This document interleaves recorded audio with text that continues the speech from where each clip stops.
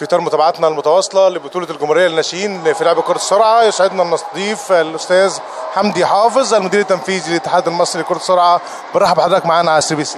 اهلا وسهلا، اهلا بيكم واهلا بالبرنامج وبالقائمين على البرنامج. اهلا وسهلا بحضرتك. استاذ حمدي، كلمنا عن البطوله، عدد اللاعبين المشاركين، عدد الانديه والهيئات. هو عدد الانديه اللي وصل ل 17 نادي مشارك فعلي ب 610 لاعب. جديد فيها الميني وصلنا ل 175 لاعب من جميع الانديه اللي مشاركه، ودي بتمثل قاعده كبيره قوي لكره السرعه. الناشئين اللي طالعين، الميني اللي طالع ده لمرحله الناشئين بيمثل قاعده كبيره قوي لكره السرعه. ابرز الانديه المشاركه عرفنا ان الرواد، هليوبلس، المقاولين، الزهور.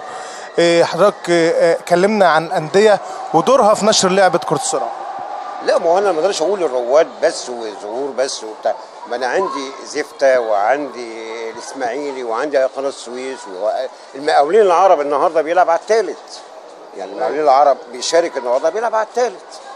في الصيد يعني اكتوبر ان كانت نتائجه رجعت لكن مشارك ودعم الكرة السرعه باعداد كبيره. هي قناه السويس النهارده منتخب السويس جاي، هو ملك شباب السويس جاي معاه 19 لاعب من الميني، فدي القاعده ان شاء الله يعني تبشر بالخير.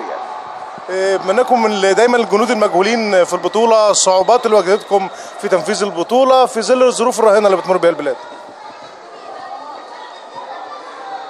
لا، لو اتكلمنا عن الظروف انا كان في صعوبات كتيره قوي وما كنتش افهم ان انا اتكلم فيها. لما يجي نقول ان استاد القاهره بيلغي لي او بيقول لي بيطلب مني اجل البطوله قبل ميعادها بيومين، دي كانت عمليه صعبه جدا.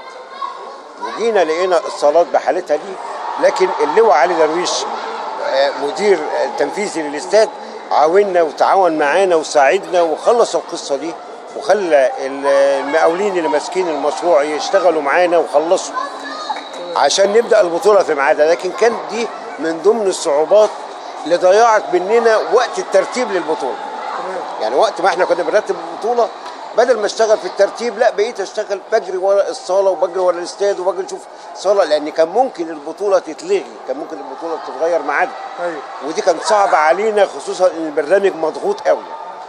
فالحمد لله ربنا كرمنا وعدت على خير. يعني من حضرتك معانا كمدير تنفيذي للاتحاد، عاوزين نطمن على منتخبنا المصري لكره السرعه اصحاب الرياده في اللعبه.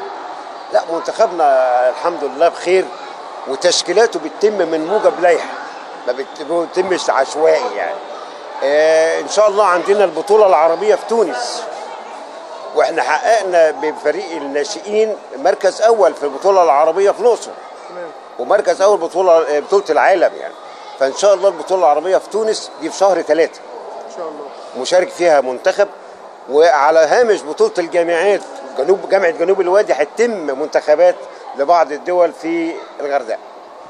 وباذن الله ان شاء الله طبعا النتائج مع مجهودنا ومجهود الجهاز الفني والاتحاد بيبقى نتائج مبشره بالخير ان شاء الله. بالنسبه لبطوله العالم في الهند، بطوله العالم في الهند لسه تجهيزاتها، وقلنا ان احنا بنشتغل من خلال لائحه تصنيف اللعيبه، تشكيل اللعيبه، اختيارات اللعيبه من خلال لائحه، انما قرار المشاركه في الهند قائم طبعا. يعني بنشكر حضراتكم وبنتمنى لك التوفيق دايما يا فندم. ربنا يخليك. احنا بنشكر البرنامج وبنشكر المشاهدين وبنشكر كلكم والمستمعين، واحنا يعني سعداء بوجودكم معانا ان شاء الله. شكرا يا فندم، شكرا بالتوفيق يا فندم. شكرا.